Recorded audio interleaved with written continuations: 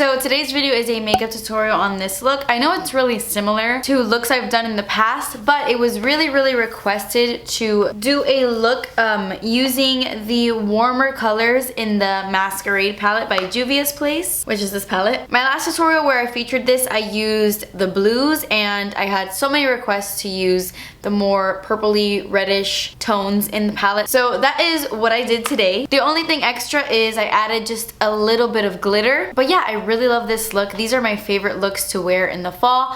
We are officially in the fall. Not that it's ever fall in Miami, but you know. I love red cranberry warm smoky eyes. And if you want to see how to get this look, then just keep watching.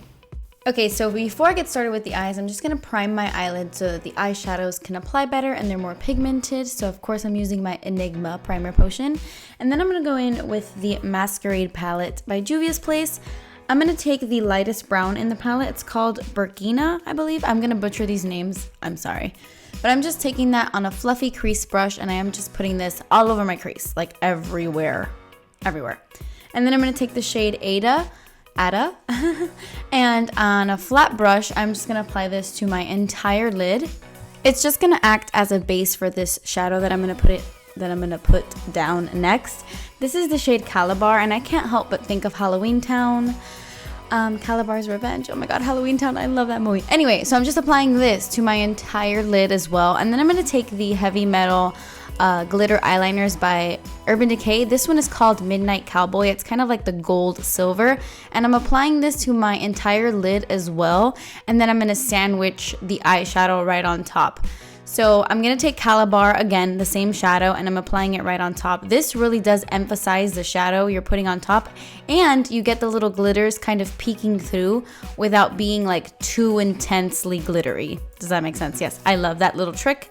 Then I'm going to take the shade Zulu, and I'm going to use this shadow to blend Calabar into that crease shade. So just so that it fades out into like a gradient effect. And I'm just going to go back and forth between the crease shade I put down originally and that Zulu shade, making sure everything is nice and blended. And then I'm going to take this product from Sephora. It's their Beauty Amplifier Lid and Liner Primer. It's pretty much just like a very light eyeshadow close to my skin tone, so I'm using that to apply underneath my brow bone, but then I went in with the shade Giza, and I just applied very little bit of that underneath my brow bone, so it wasn't like too intense. To line my eyes, I'm going to use the Inglot Gel Liner in number 77. Just do whatever line you want to do, thick, thin, you know, do you. I know that liquid liner is really hard to do, at least it is for me, so I can never really do it on camera very well. But I'm going to go in with my NYX Très Jolie eyeliner in black and tight line, and then I'm going to move on to my face.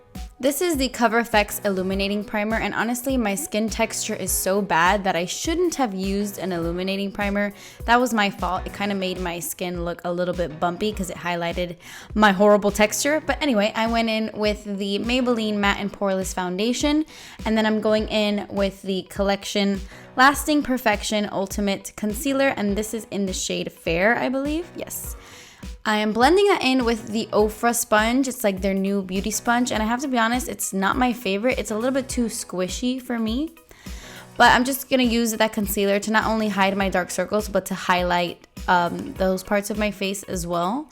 And then I'm going to set that concealer using my NYC Smooth Skin. It's a very messy powder, but it is the Smooth Skin Loose Translucent Powder, and I'm just using that on my Real Techniques setting brush, setting underneath my eyes or anywhere else I applied the concealer. Okay, so let's finish up the eyes. I don't know why I'm pulling at my eyes. I never pull at my waterline. So weird to see this, but I'm using that same eyeliner I used earlier, and I'm just using that on my waterline. And then I'm going to take the shade Zobo, and this is a really pretty, like, vibrant purple. I'm running that on my lower lash line. And then I'm going to take the shade Bori, and I'm going to do the same thing, only like on a more precise pencil brush. This pencil brush releases next month, I believe, and it is amazing. So excited for that.